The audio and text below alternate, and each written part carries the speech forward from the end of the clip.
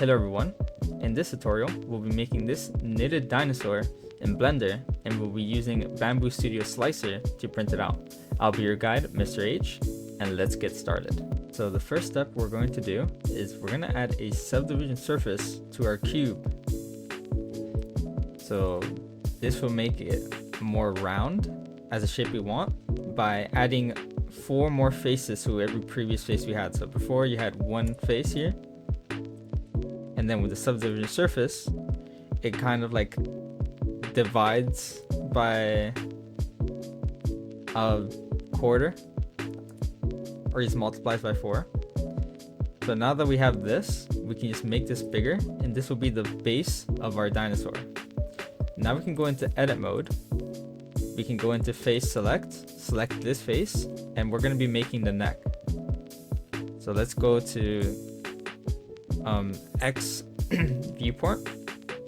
You're going to hold control and we're going to right click like so. Then you're going to scale down as you right click for the neck. So we're just going to do 1, 2, 3, and 4, and you scale down, and it's kind of the shape we want. Then you can just play around with this until you like what you have. So I'm just gonna play around with the edges here just to make everything straighter.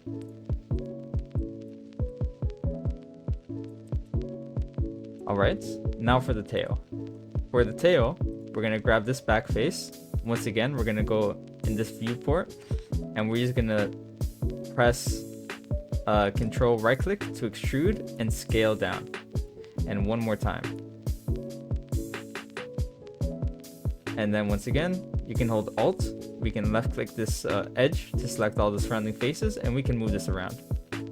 So I'm gonna rotate this just a little bit. Then one more detail we want to add is we want to go to loop cut and add a loop cut right here down the middle. We're gonna go to edge select this top edge, and we're gonna move this up. And we're gonna move this portion down, just to make everything a little more dramatic. Then I am also gonna make the face just a little bigger, so there's enough movement. Yeah, that looks good. Alright, now that we have this basic shape, we can start adding the legs. So for the legs, we're gonna add a separate cube. We're gonna add our subdivision surface, and we're also gonna add a mirror modifier. So we only have to do one leg, and then we just mirror for the rest. So we're gonna mirror on the X and Y axes. We're gonna click on mirror object, and we're gonna select our body. Then from there, we can just use this move tool and move our object into place, just like so. We're also going to go to edit mode, face select, and we're going to click on the top of our leg. We're going to extrude, left click, and the bottom extrude, left click. So that gives us that cylinder shape, which is what we want. You can also choose to rotate a little bit, but I won't. I'll also be making this just a bit wider by going into edit mode after selecting the object, pressing A, and we're going to scale on the X axis, just so we have enough room for the legs. From there, we can just move them into place, like so. Now that we have our shape, let's add our knitted pattern. So to add our knitted pattern, we need to add a displace modifier. From that displace modifier, you want to click on new, and you want to rename this to knitted, just so it's easier to find. And then you're going to go to this texture tab, you're going to left click this, and you're going to open our knitted texture PNG. If you don't have our knitted texture PNG, I'll show you how to get that quickly. So you're just going to go to your local browser, and you're going to search up ScrewsandCircuits. So let me do that, ScrewsandCircuits, we're going to go to our website here, click on this drop down, and we're going to go to tutorials. From tutorials, we can just left click here and we can download it. Now that we've downloaded the texture, you can click on open and just find where you download the texture. So mine will appear in my download section. If you're having a hard time finding it, you can just search up woven in this search bar. Now we can just open our PNG and now we have our texture. So it's gonna look a little rough at the start. That's because we need to change the coordinates from local to UV and the strength from 1 to 1.0. Sorry, 2.1. Then we can just increase the faces so the texture has enough room to spread. And one last part is we need to fix this stretching. So the reason there's a stretching is because the aspect ratio to our image is more squared and the shape here is not a perfect square. So what we can do is we press A, we go to UV, Smart UV project, and change the island margin to 0.2. Now we can click on unwrap and look at that magic. Now let's add that same texture to our legs. All we gotta do is add our displace, and since we've already added our knitted texture, we don't have to click new. We can just click on this arrow here and you'll see the knitted texture right there. And like we did before, you change the coordinates from local to UV and the strength from 1 to 0.1 and increase the faces. One more step, which is extra, is I'm gonna make the knit pattern go from top to bottom. So to make it go from top to bottom, we gotta click on UV editing here. You're gonna go to modifiers, and we need to enable the modifier to be viewed in object mode, or sorry, edit mode. So we just gotta click this, and now we can see the texture here. Now when we click A, and we can just left click drag there, we can press R and we can rotate it like so. And I'm also going to do this to the top portion too. So A, just left click drag, and let's bring this to be from top to bottom. You can also scale it up and down depending if you want more knit or less knits. So I'm gonna have more knits to work with, and I want these to match the other ones. So I'm gonna click on the object, press tab, click A, and now we can scale it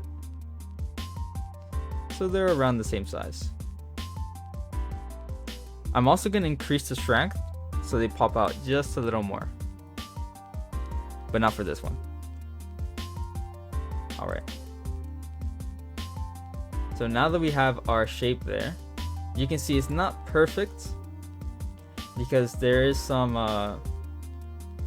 just a little bit of issues with where the shapes interact, but I feel like once you print this on a 3D printer, it'll look much better. Now for the eyes. So for the eyes, we're gonna add a mesh and we're gonna add a cube. From that cube, we're gonna add a modifier, we're gonna add our subdivision, and we're also gonna add our mirror modifier. And we're gonna mirror from the x-axis, this red line, and we're gonna mirror our body there. Now we can move them apart, and we can move this into place. Let's scale this down and just plop those eyes where they gotta be.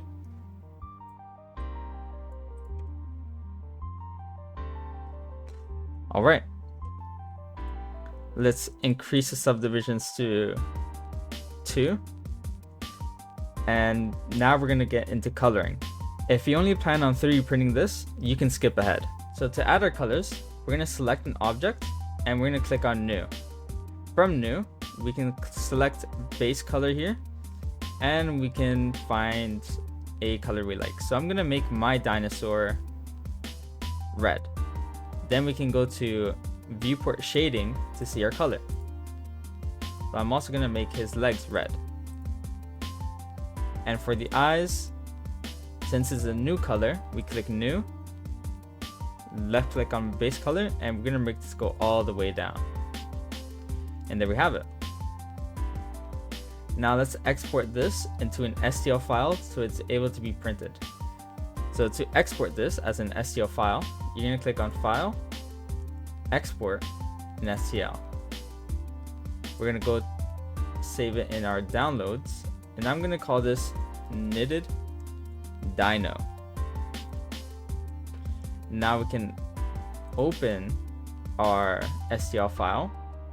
So if you're using Bambu Studio, which I am, it auto opens to the Bambu Studio application from any STL file.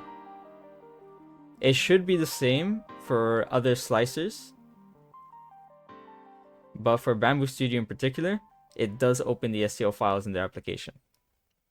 So now let's wait for this to load.